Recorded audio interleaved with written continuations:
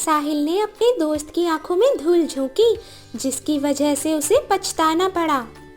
ये कहानी बहुत दिलचस्प है, लेकिन मुझे ये लाइन समझ में नहीं आई। मुझे माँ से पूछना चाहिए।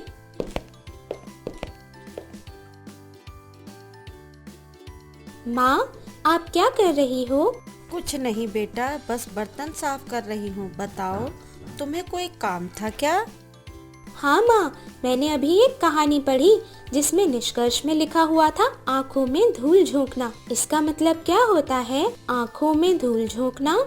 आँखों में धूल झोंकना ये एक मुहावरा है। इसका मतलब होता है धोखा देना। जैसे जब कोई हमें धोखा देता है तो हम कहते हैं कि उसने हमारी आँखों में धूल झोंकी। ओह, अब समझ में आया। और कुछ अन्य मुहावरे भी सिखाओ ना माँ। बिल्कुल आरुषि, देखो, अंगूठा दिखाना का सामान्य अर्थ है किसी को अपना अंगूठा दिखाना। इसका विशेष अर्थ है साफ मना कर देना। जैसे रमेश की बात का भरोसा मत करना, वह तुम्हें आवश्यकता के समय अंगूठा दिखा सकता है। वाह माँ, ये तो बहुत मजेदार है। कोई और मुहावरा सिखाओ ना जो विशेष अर्थ में उपयुक्त हो।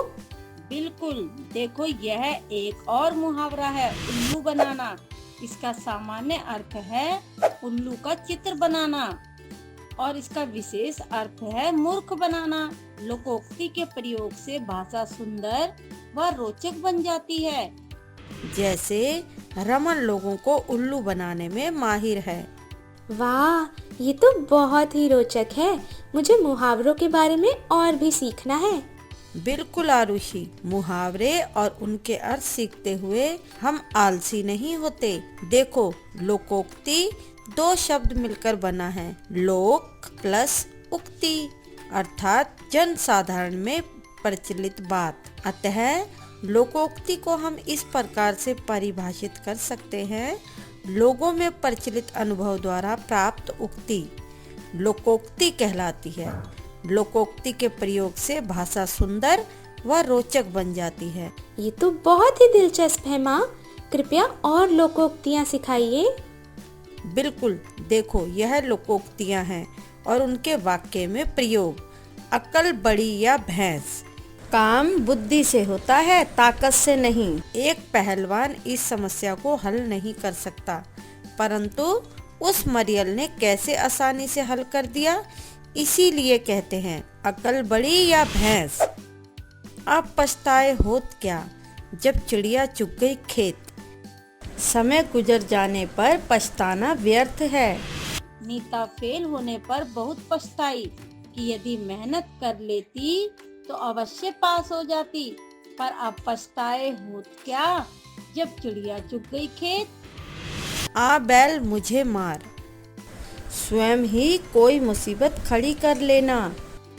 महेश बाजार जा रहा था, वहाँ दो बदमाशों की लड़ाई छुड़ाने लगा और स्वयं चोट खा गया। इसे कहते हैं आ बैल मुझे मार।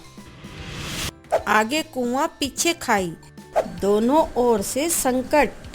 रोहित के सामने तब आगे कुआं पीछे खाई वाली बात हो गई, जब चोरों ने कहा कि या तो वह गोली खा ले या सारा सामान उनको दे दे।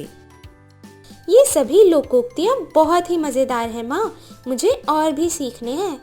बहुत अच्छा बेटा, हम और भी अनेक रोचक लोकोक्तियाँ सीख सकते हैं।